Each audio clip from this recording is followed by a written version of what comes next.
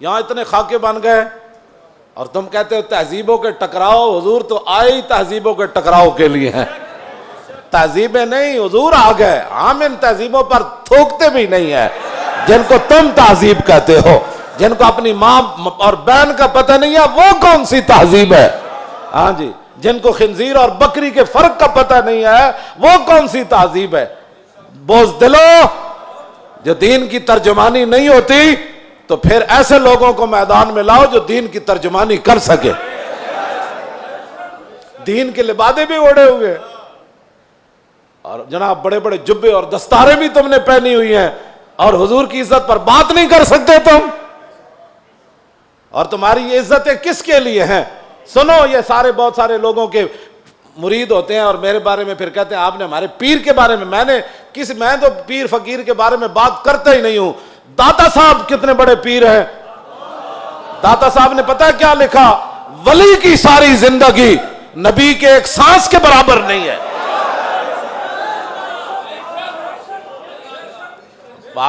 صرف نبی کے امام الانبیاء کے تو خلق سے اولیاء. یہ داتا صاحب کشف المعجوب لکھی گل ہوں گل کرو تسی. جدوں حضور دی عزت دی گل آوے تے پھر کھڑا کوئی نہ ہوئے پھر وہ پیر ہے.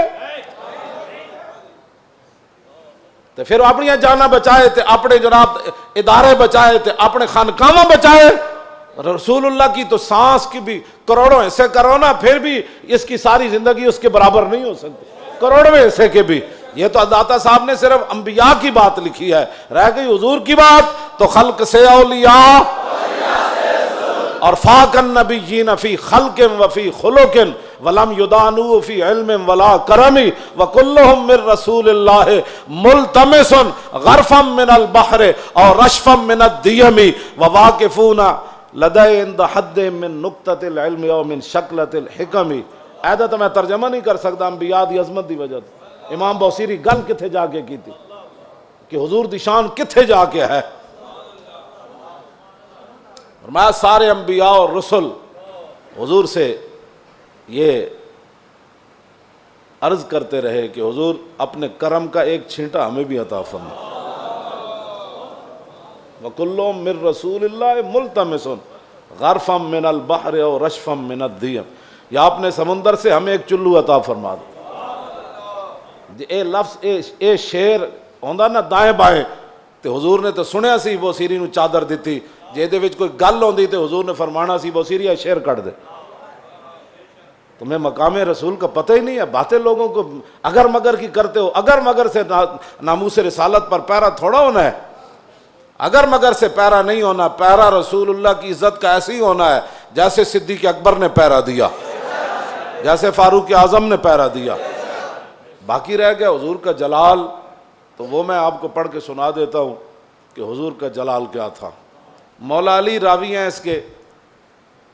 اب مولا علی کیا کہتے ہیں, غزوہ خندق کے موقع پر جب رسول اللہ پہرا دے رہے تھے ہمارے ساتھ کھڑے ہو کر, 25,000 کا لشکر خندق کے کنارے کھڑا ہے اور وہ یہ چاہتے ہیں کہ عمر بن عبد ود کی طرح ہم اپنے گھوڑے دوڑا کر خندق کو عبور کریں اور مدینہ پاک پر حملہ آور ہو جائیں, حضور پر حملہ آور.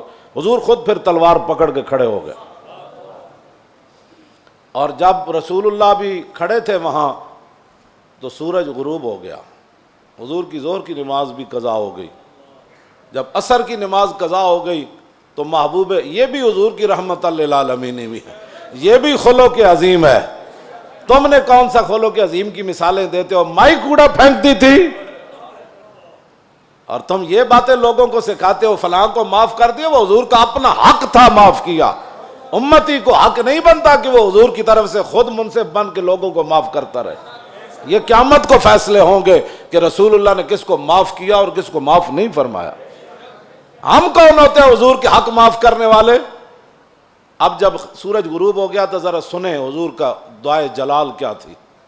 یہ میں اس لیے سامنے پڑھ رہا ہوں تاکہ لوگوں کو پتہ چلے کہ بھائی جو ہم باتیں کرتے ہیں نا وہ غیرت والی باتیں لوگوں کو ہضم کیوں نہیں ہوتی. وہ چاہتے ہیں کہ فرانس حضور کے خاکے بھی بنائے اور ہم مذمت کر کے فارغ ہو جائیں, اور ان کے اندر اتنی غیرت ہو کہ ان کے صدر کے خلاف بات ہو تو وہ اپنا سفیر واپس بلا لیں. عالم تسا کی حضور دا کلمہ پڑھیا او 55 ملک ہو یا 56 ملک ہو، ایدا ایک جواب دیو تسا رسول اللہ دا کی کلمہ پڑھیا؟ صرف انہیں اتنی گل کی تھی صدر دا دماغ خراب ہے، ایدا صدر دا دماغ خراب ہے۔ اردگان اے گل کی تھی، انہوں نے غیرت آئی، انہوں نے اپنا سفیر بلا لیا تے رسول اللہ تے گھر دے بھی انہوں نے خاکے بنائے۔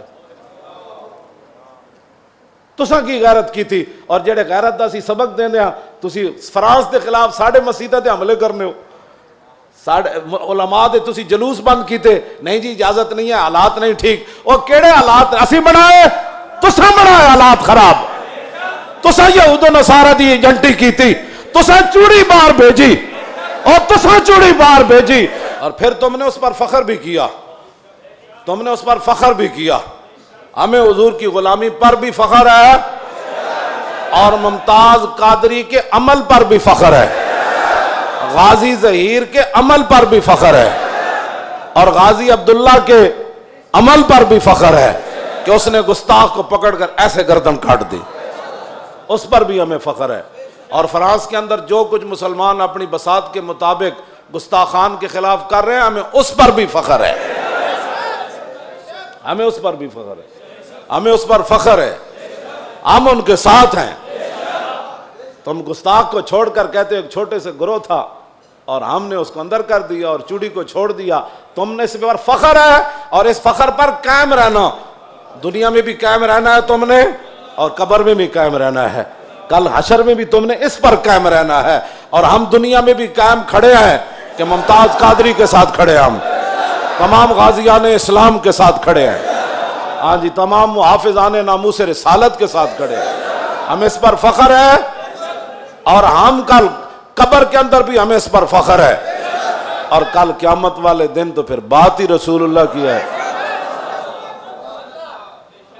حضور کا جلال دیکھیں،